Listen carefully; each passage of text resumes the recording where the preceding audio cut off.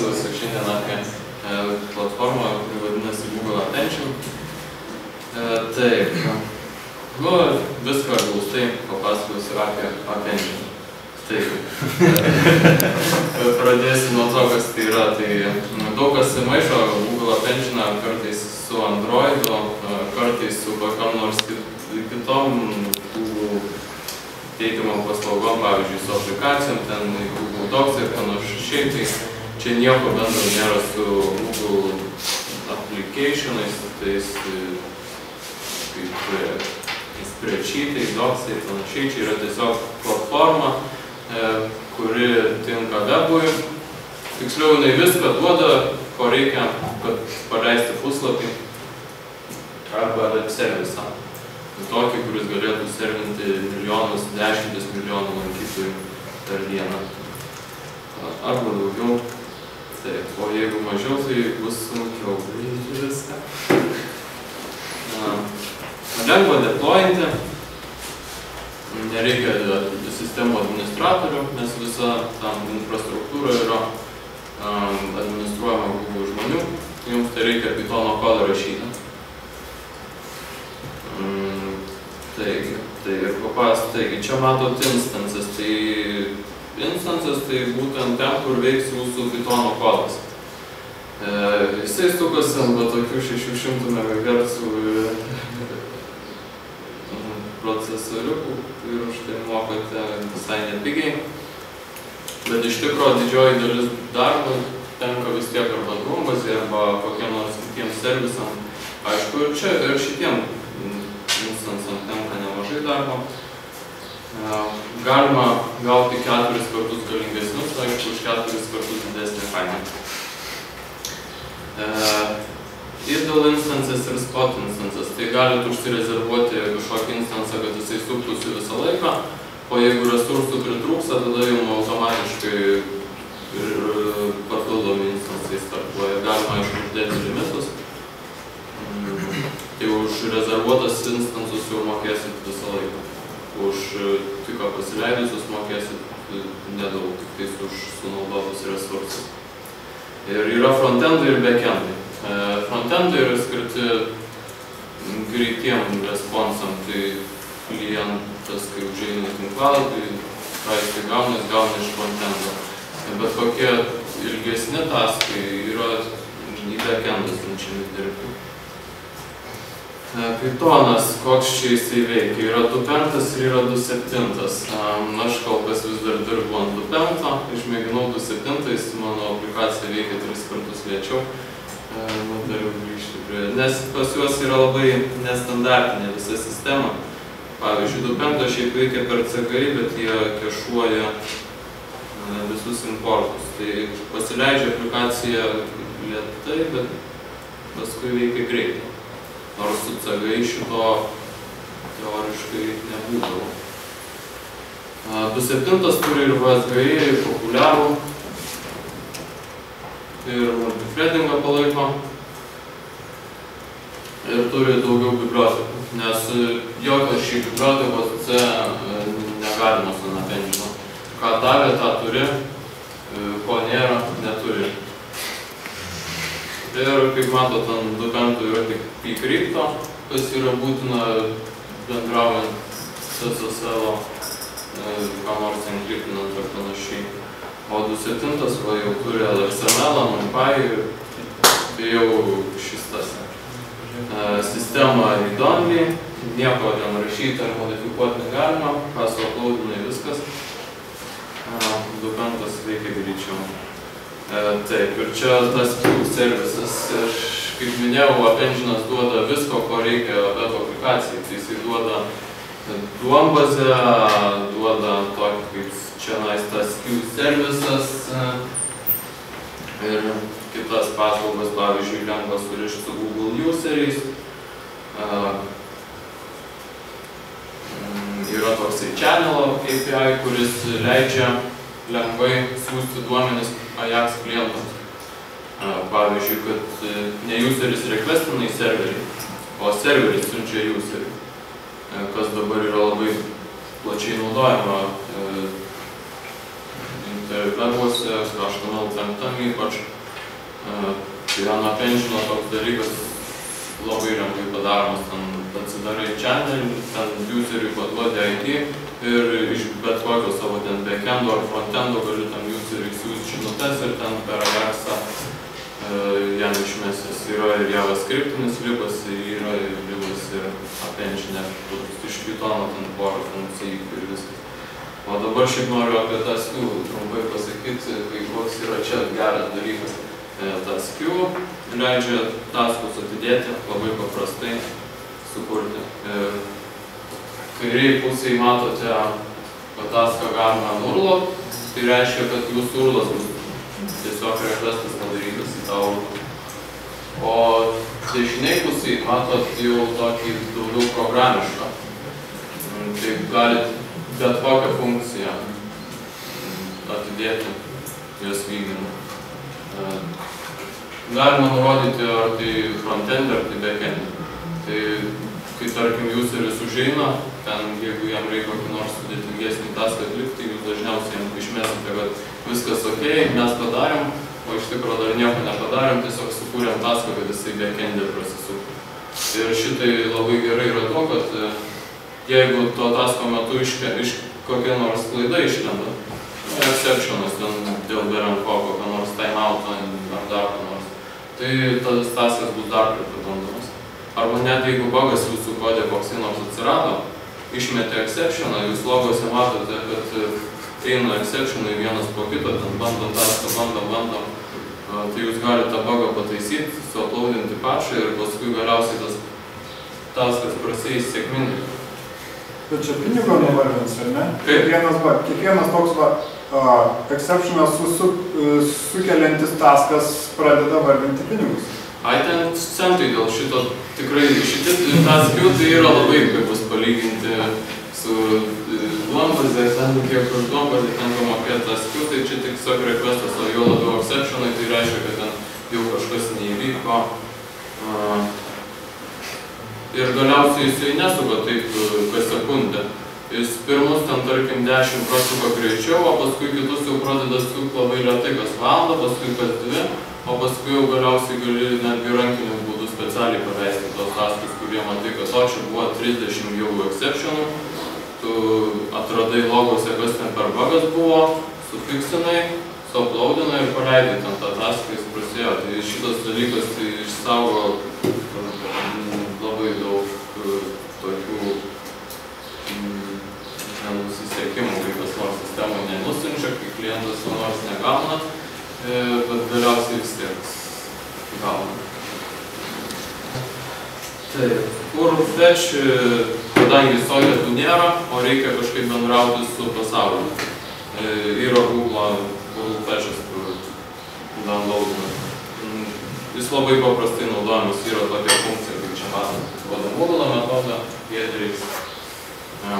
O Pythono libai yra pas juos nuhakinti, kad naudotų tavo fetch'ą. Tai jūsų dabartinis kodas realiai turėtų veikti, jeigu jisai dependina kažką tipo libo. Paveiksliukų servisas, kadangi ant nupemto Pythono nebuvo pilo, tai yra servisas, kuris resizina, propina paveiksliukus. Ir labai geras dalykas thumbnail servinimui. Suuploadinam paveiksliuką savo į Blob Store, specialus storage'as failams saugoti. Ne duombazė, o failą.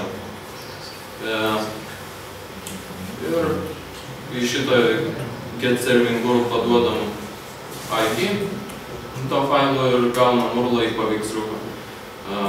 Ant URL galim dadėti dydį, ar propinti, ar nepropinti. Tiesiog į URL dasirašo argumentus. Labai patogu. Picasa naudoja tą patį servisą. Memcach'as, setget, nieko ypatingo. Standartinis, tik lėtesnis. Data store'as. Čia duombazė, iš esmės, kada čia jau sudėtingas reikalas gal prasuksiu greičiau, nes datas šiaip galima šnekėti apie vieną atskirą prezentaciją padaryti, nes kadangi nėra duombazės SQL-inės, tai su šita reikia dirbti, kurioje viskas veikia truputėlį kitaip. Nėra teiklų, yra tik itemai. Bet yra keli pagrindiniai dalykai, kuriuos reikia žinoti, tai egzistuoja transakcionai ant itemų, ant objekto realiai, ant vieno objekto. Arba ant 5 maksimum. Jeigu bandysi transakcioną padaryti su daugiau negu 5 objektais, tai neleis. Todėl reikia žinoti šitą dalyką. Ir yra draugiškas labai panašus į Django API padarytas, kur ten modelius surašote ir juos ten filtruojate su filter funkcija. Ir kainuoja kiekvieną operaciją.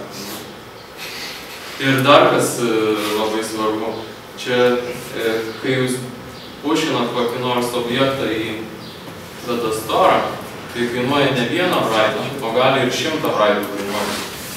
Nes, kad jūs galėtumėt jį išsitraukti, jums reikės indeksų.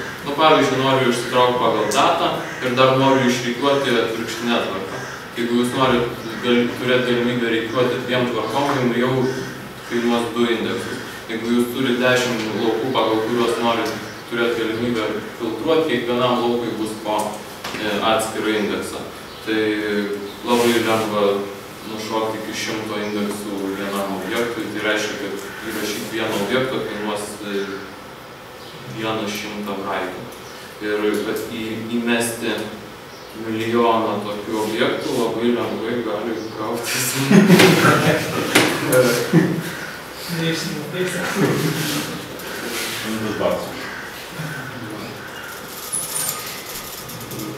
10 000 objektų, kad įrašyti, kurie turi po 100 indeksų, kainuos $1,000.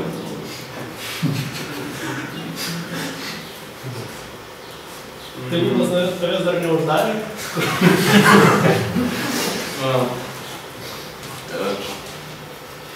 Yra įdomių feature toje API, kad expando, tai reiškia šitas žodis, kad jeigu paekstendinat ką nors, galit ten dar kokių nors laukų dadėti. Turit modelį su uždefinintais ten 10 laukų, bet užsimanėt vienam įrašui dar ką nors įmesti. Tai paimėt ir įrašėt, nes kadangi duomenų struktūra yra be schemos duombazėje, ten duomenys guli objektų pavidalų, kuriuose gali būti bet kas.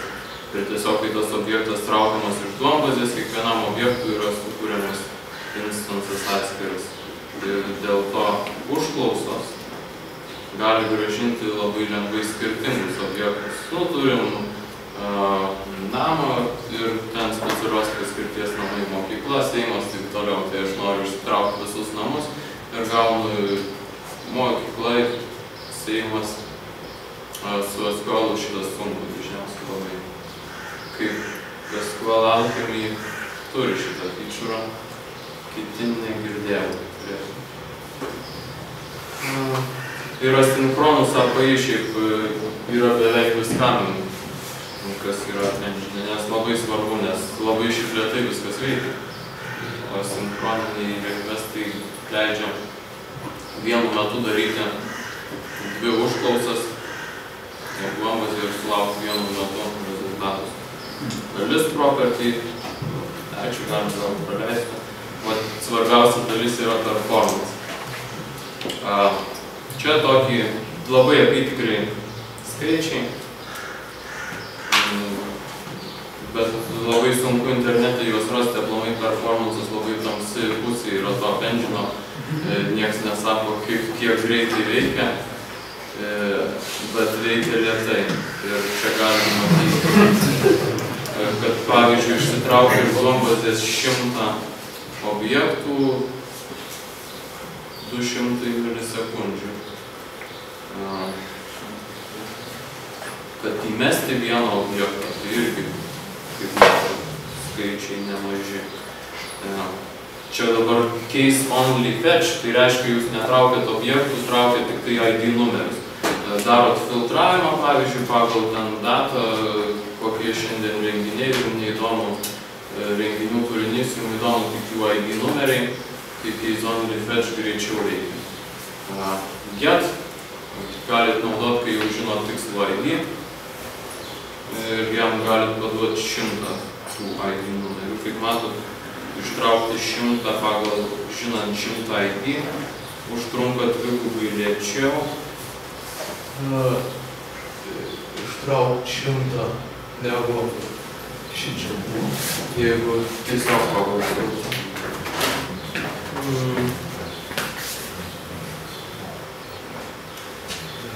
Memcachas yra lėtesnis kažkiek tai. Nežinau tiksliai, kaip normalus memcachas veikia, bet kažkiek skaičiau, tikrai greičiau. Tai dažniausiai, kai ką nors programuoji, tai kaip ir galvoji, kaip čia dabar nedaryti užklausų. Visi duomenys turi būti paruošti jau servinimui, kad ten užėjus, būtų daugiausiai ten kelios tos užklausos į Duombazę. Nes 10-20 užklausų tai jau yra totaliai per daug paprastam requestui. 5 dar gali būti. Ir aišku, kešuojama memcache viskas. Kiek memcache megabaitų duoda, tai irgi yra tamsus dalykas, niekas negali pasakyti. Bet tai duoda nemažai. Nes yra kažkoks tai super didelis memcachas, kuris naudojamas visiems ir iš ten iškeliauja itemai, kurie rečiausiai naudojami pirmiausia. Puslapis dažnai lankomasis bus kešuojamas.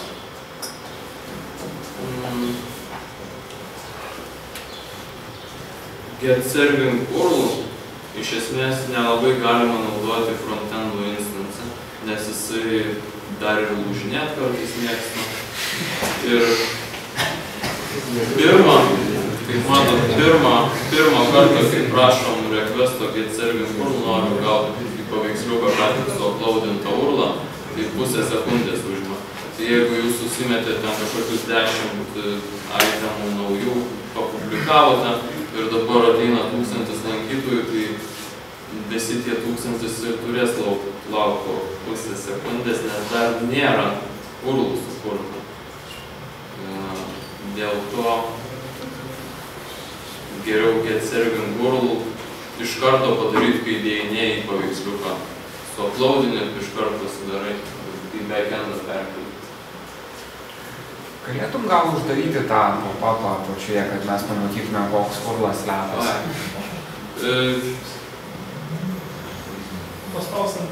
Čia šitas URL-as tai yra to mano benchmarko, jis ten labai primityvus, bet gal bus įdomu pasižiūrėti. Kiek kainuoja tą benchmarką paleisti? Ant nemokamos versijos pastrigo, kai kvota neužteko kvotos, bet galima kai kuriuos testus paleisti. Galima sumažinti skaičius naudojimus. O kiek sumokėjau šitą? Tikrai nedaug, ten keli centai, 10 centų daugiausiai. Šiaip nepasakyčiau, kad gaunasi labai brangiai, kai ten viską galvoji, kaip daryti ir ten susiskaičiuoja.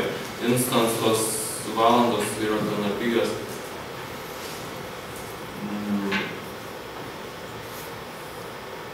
Netokios jau pigios, aišku, gali gauti pigesnių, jeigu lyginant su paprastais hostingais, nes čia yra už valandą 8 centai už tokį visiškai prastą instansą. Ten Amazonas duoda tikrai geresnį instansą už tą pačią kainą.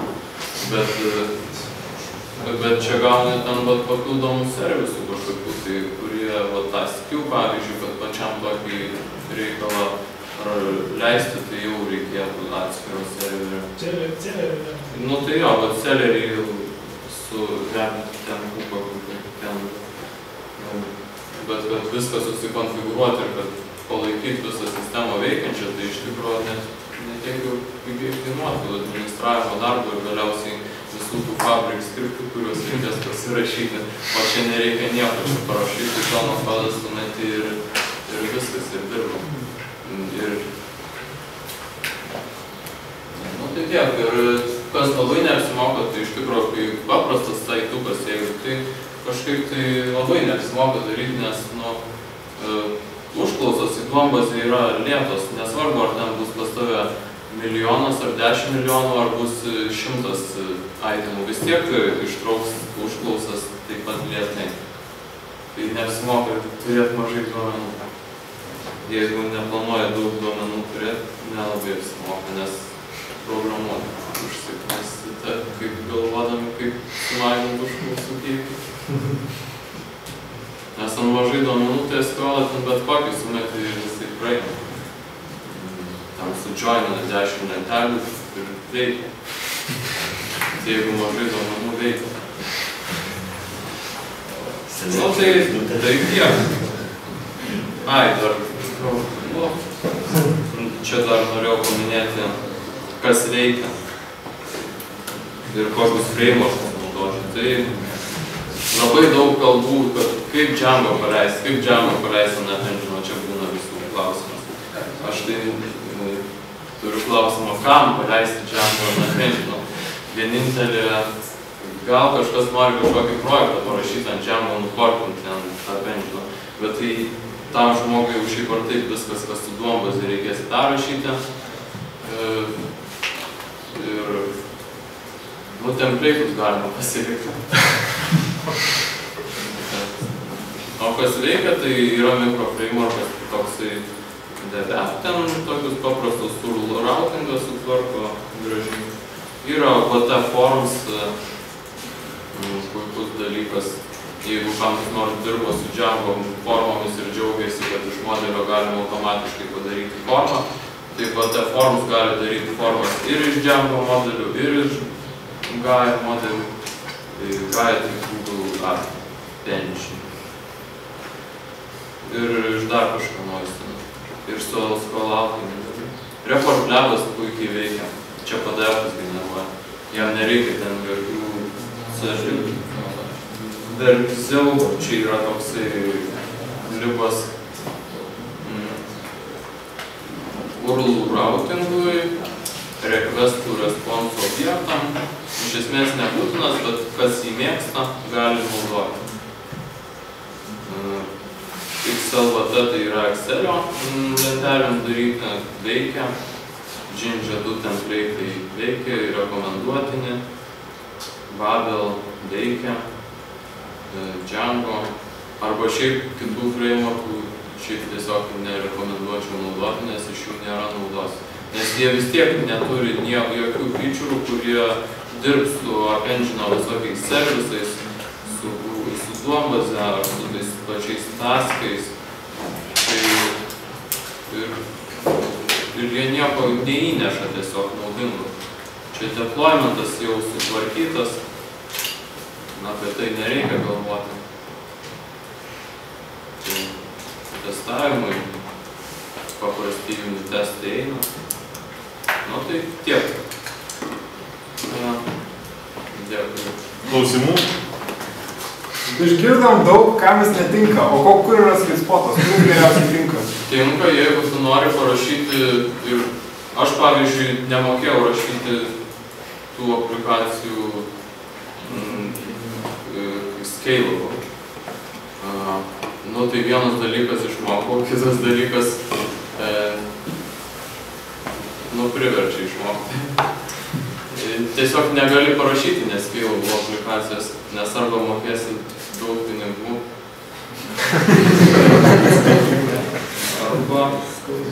Aš gal atsakysiu į šitą klausimą. Problema būna dažniausiai taip, kai kas nors turi gerą idėją ir ją paleidžia. Yra problema su apskritai sugebėjimu, kaip čia, sekti, įgalinti visus norinčius aptarnauti. Bet administravimo visą... Jeigu aš bijau, kad pas mane tabūnas milijono bėgs vartotojų, tai tada aš darau App Engine. Ir kenčiu va šitos, reiškia, lėtus queries. Arba šiaip tiesiog bijai, kad tavo nuluš koksai nors servisas, nes kad viskas gražiai suktųsi su visais taskiui, jeigu tau tokių reikia. Tai, kad visą šitą susikonfigūruoti, iš tikro nemažai darbo yra, kad pasiruoš tokią veikiančią sistemą. sistemą ir dar paskui ją reikia prižiūrėti. O čia viskas jau prižiūrėta. Tai aišku, sunkiau parašyti kodą, bet už tai jisai veiks ir priežiūros jokios nereikia. Dar vienas atsakymas į šitą, kam gerai, tai startuperiams labai gerai biznio planus rašyti. Paskaičiuot gali, kiek tau reikės. Taip, klausimai tada.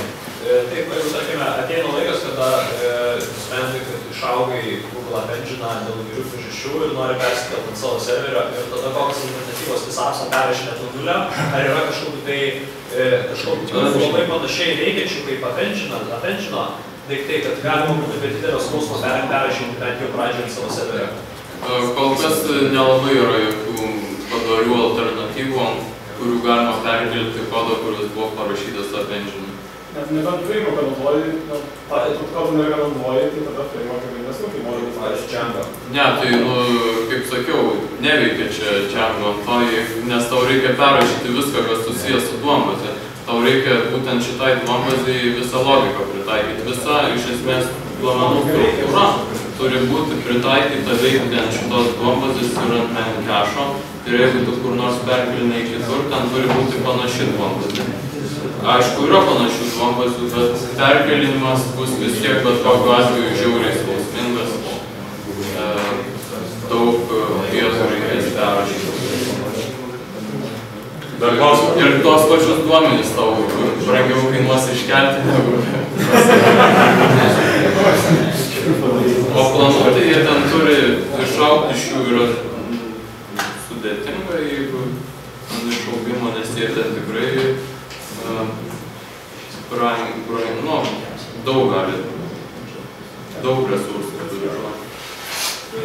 O kažkokių tai va, high profile Web 2.0 servisų yra, kurie ant App Engine sukasi? Buvo ten kažkokių, jie prisirašė tų success story. Bet dabar negaliu. Kiek tai daug yra? Yra, bet žiūrėjau. Niekas negali prisiminti. O jūs kokio pobūdžio servisus ant App Engine? Aš tai dariau ganėtinai tokį paprastą saitą ir dar tokius dalykus dariau, kurių tikrai neapsimoka nuo App Engine. Nes kas ten, realiai užsakymai buvo į App Engine keliami ir iš jų ten reikia kartais kokius reportus daryti. Tai reportus daryti iš App Engine duombazės yra labai nepatogu. Jeigu pas tave duomenų yra tiek, kad tavo reliacinė duombazė nesusidoroja, tai tada tau nebus skirtumo, ar tau daryti ant reportus ar ant kokios kitos duombazės, kai ten milijonais eina ir tau šiaip ar taip reikia pasirašyti logiką, kad tą reportą ištraukti. O jeigu ten eina duomenų iki ten 10-100 tūkstančių, tai reportus darant visą laiką gali pasirašyti bet kokią užklausą, ten palaukti 10 minučių ir tau kažką paduoti. Ant App Engine tu negali taip lengvai pasirašyti užklausas, nes išeis iš kokio nors limito, šramų limito, kuris nėra didelis, arba laiko limito, užklausas jau įveikti. Tai, ačiū tada, Skirmantui.